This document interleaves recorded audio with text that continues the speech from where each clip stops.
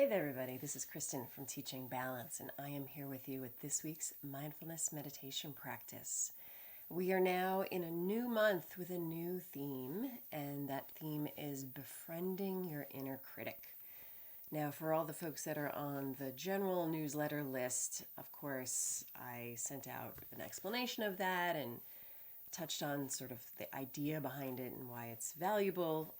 But of course, members like yourselves will get a little bit more refined, detailed, deeper dives on the elements of this through these practices and emails and things like that. So I'm excited about it, excited to share some things that I've learned over the past, 10 years since I've started meditating, learning about it myself, and of course sharing it with others. So let's get down to it. Now, for this month, this week, what I thought would be helpful is for us just to kind of establish a baseline understanding of kind of what the inner critic is.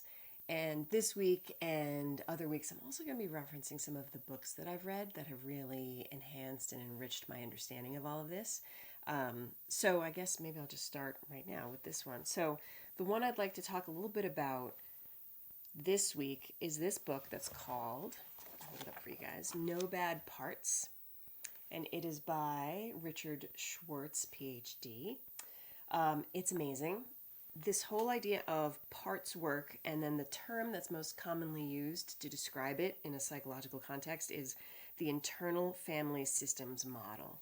Now, this is a pretty slim book, but there are really big ones. So if any of you are actually in the field of counseling, psychology, psychiatry, there's a much more thorough investigation of this and explanation of it.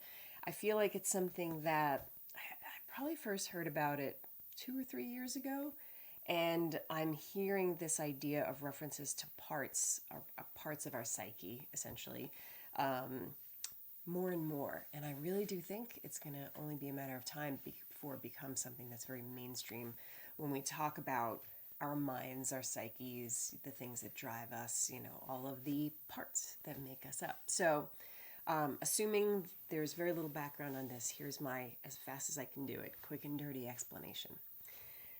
So probably the easiest way to think about parts is the one that we have referred to in the past. Everyone kind of knows about it.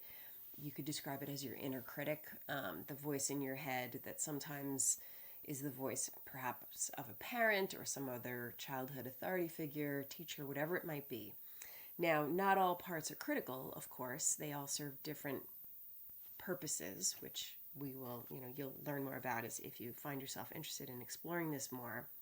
But since we're really talking about the inner critic this month, and it seems to be the thing that is the most predominant for most people, although you certainly can have more than one part of your psyche that is critical, self-critical.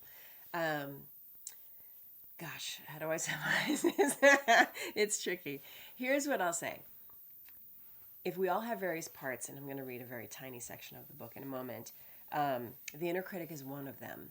I personally feel like the inner critic can be, perhaps some of the most destructive, for lack of a better word, negatively impactful. And so that's what I want to talk about. Not only does it impact in our daily lives, but of course it even impacts us during our practice when we start beating ourselves up for not being better at meditating or something like that. And so let me read this little bullet point. Early in the book, he references some discoveries that he has made about parts, these psychological parts of our, inner workings. And so there's just 3 bullet points. The first one is, even the most destructive parts have protective intentions.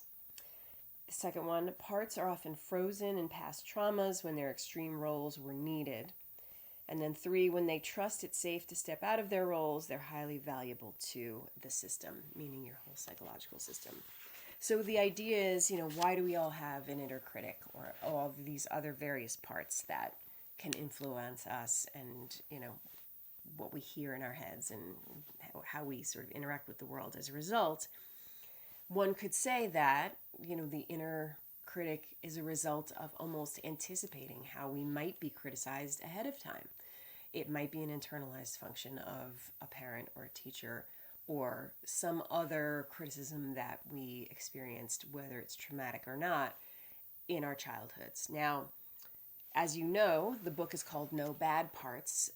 That is his sincere belief that even though they can wreak havoc on us psychologically, that they still are intending to be beneficial, like our inner critic. One other thing that I want to mention, and I'm going to weave some of this into our practice as well, but here's the final thought I'll leave you with, page 14, if you'd like to reference it. He does say that mindfulness is a step in the right direction. They enable the practitioner to observe thoughts and emotions from a distance and from a place of acceptance rather than fighting or ignoring them. So the beauty of our practice, when we make that attempt to be very self-aware and to rest in that self-awareness and to be mindful to the present moment, and of course accepting of, that it really is very supportive to interacting with various parts, including the inner critic. So you can really hold it and view it in a way that's less reactive and a little bit more skillful. So let's go ahead and just get going. And like I said, I'm going to weave some various pieces in regarding this as we sit together. So let me set my timer for 10 minutes. Here we go.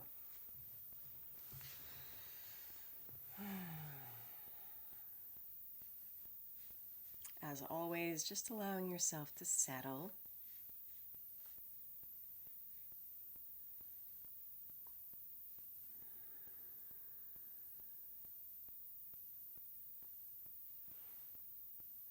Taking those longer, slower, deeper breaths as a way to deactivate our body's stress response and invite in a little more calm and ease and groundedness.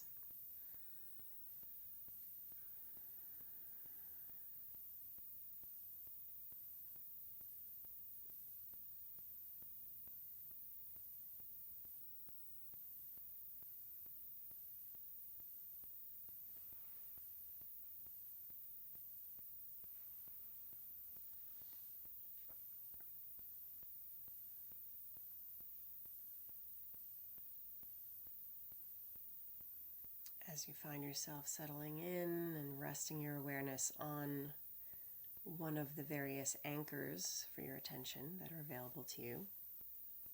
Could be sounds, sensations in the body, or the breath and sensations associated with that. And it can also be open awareness, just being present from moment to moment. It's a little looser of a place to rest your attention, but if it feels right, I think it can be an interesting option.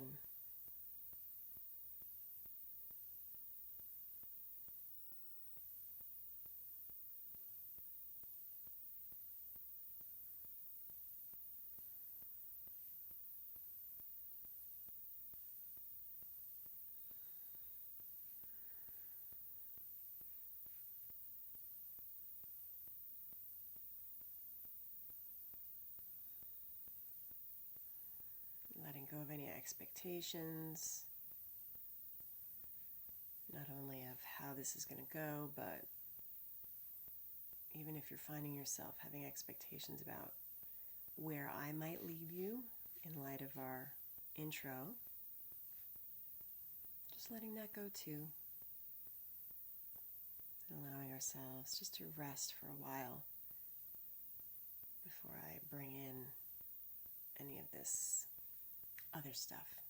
So let's just get comfortable and allow our dust to settle a bit.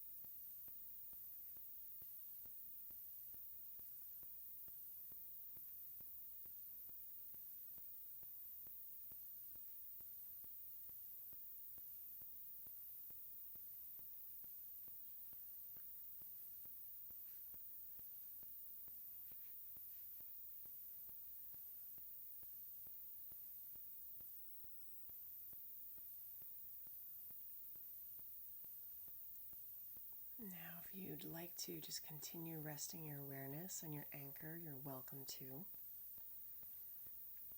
But in the interest of exploring this idea of befriending your inner critic,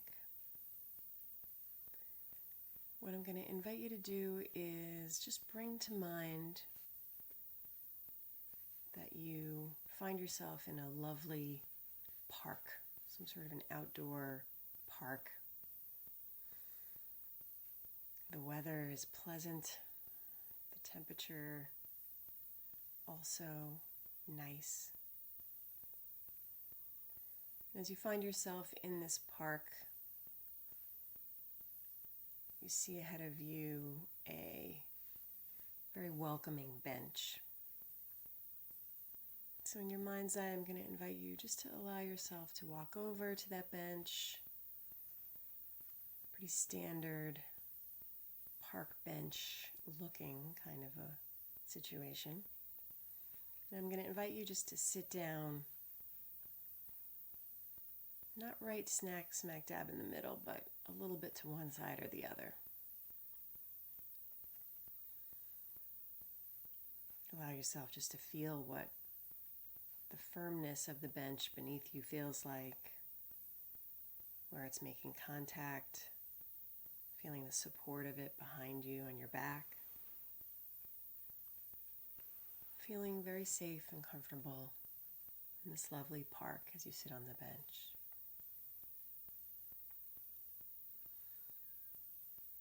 And then I'm going to invite you just to, in your mind's eye, just look off a little ways in the distance, and you're going to see a figure walking toward you. And this is your inner critic, or at least one of them. And I want you to know that you are safe. Your inner critic at this moment doesn't have anything to say. They're walking toward you. And what I'd like for you to do is make sure that there's enough room for it or him or her to sit down on the bench next to you.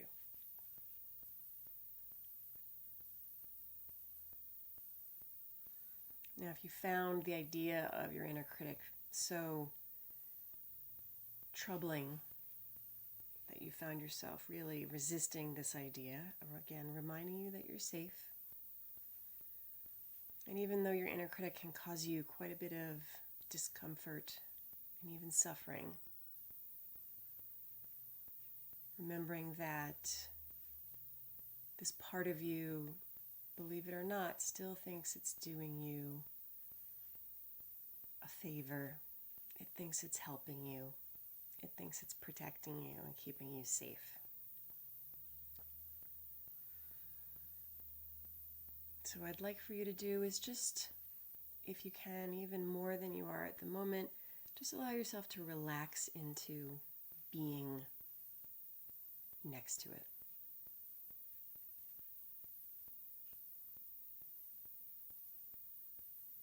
And if it feels like it's something you can do, I also would like for you to extend some compassion toward it. You don't have to encourage it to keep doing what it often does, but you're giving it your compassion and perhaps even appreciation for what it does, even though it is misguided, for the intentions behind it.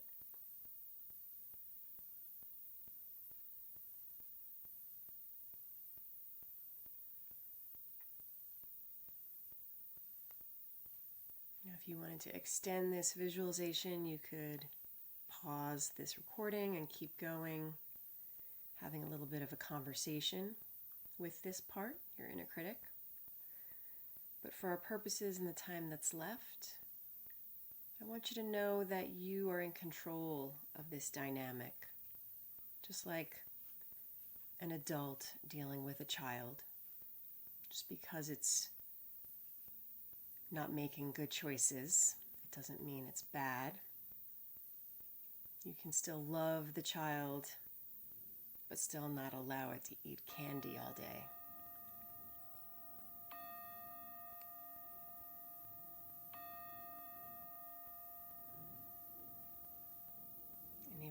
bell snuck in a little bit there.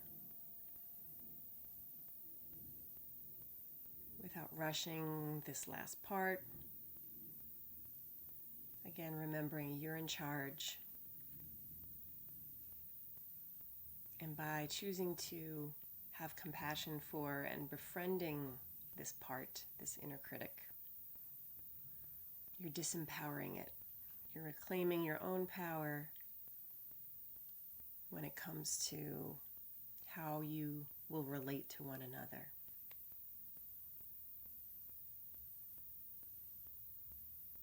And if it's helpful, as a final gesture, you can let it know that you've got this, and they don't have to work so hard to do whatever it is they're trying to do for you.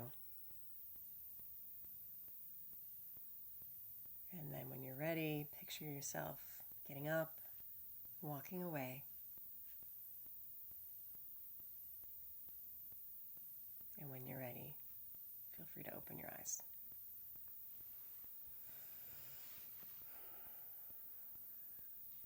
Sorry, our timer kind of just a little too early. But hopefully you felt like it wasn't too intrusive. So